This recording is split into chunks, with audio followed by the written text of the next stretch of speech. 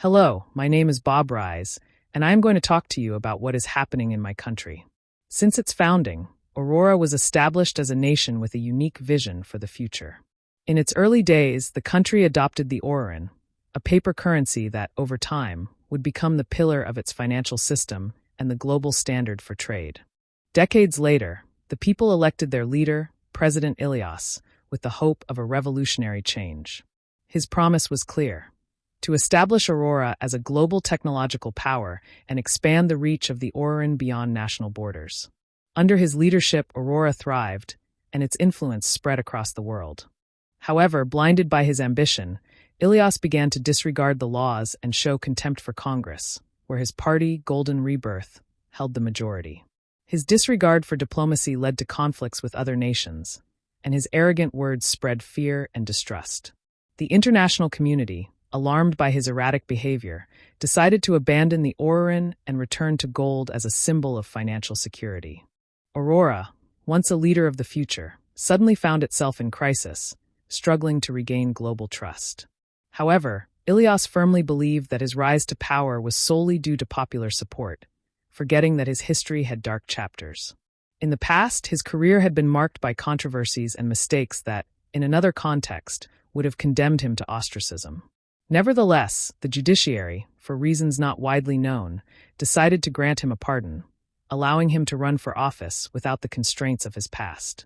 But behind his rise, there was a group of visionaries who anticipated the impact of his leadership, the Council of the Wise. They studied his political genius, audacity, and ability to mobilize the masses. They were convinced that, under his command, Aurora could become the world's technological and economic reference. For years, the Council of the Wise's plan seemed like a masterstroke. Aurora flourished, and its financial system conquered the world. However, Elios, blinded by his power and convinced of his supremacy, ignored all limits. He believed his leadership was absolute, that he was not accountable to Congress, his party, or the opposition, and that Aurora's laws were merely minor obstacles in his path. The Council of the Wise, anticipating a financial crisis both within Aurora and across the world, devised a master plan. However, they were not the only ones to recognize the gravity of the situation. Major corporations, the population, and the armed forces also understood that global economic stability was at risk and that Aurora needed to restore its prestige. Aware of the magnitude of the challenge, everyone agreed that Elios had to serve as a mediator for the renewal of the global financial system. His influence, audacity, and persuasive ability made him the only viable option to restore the lost balance. He had publicly sworn on multiple television networks that he was the most brilliant conciliator on the planet. Now, fate demanded that he prove whether his leadership still had the power to unite nations and prevent collapse. But in his blindness, Elios failed to see that the true threat did not come from world leaders, but from the citizens of those nations. Little by little, the people began to reject the Aurorín, the paper currency that had been the symbol of Aurora's success for decades.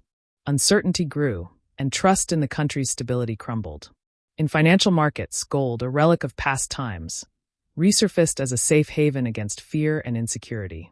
The major corporations, alarmed by the possibility of an economic collapse, began stockpiling gold reserves, whispering among themselves a truth many preferred to ignore. Aurora's prestige had not been based solely on its financial system, but on its democracy and separation of powers.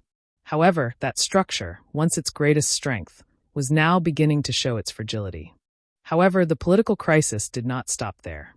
Elios, in an act of absolute disdain for diplomacy, supported a tyrannical leader in his campaign of bombing civilian populations, triggering the outrage of the international community.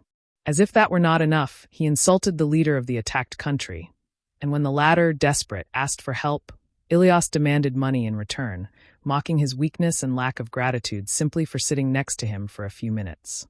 This was unbelievable for me, and for you too. I hope you leave a like, because the story of Aurora continues.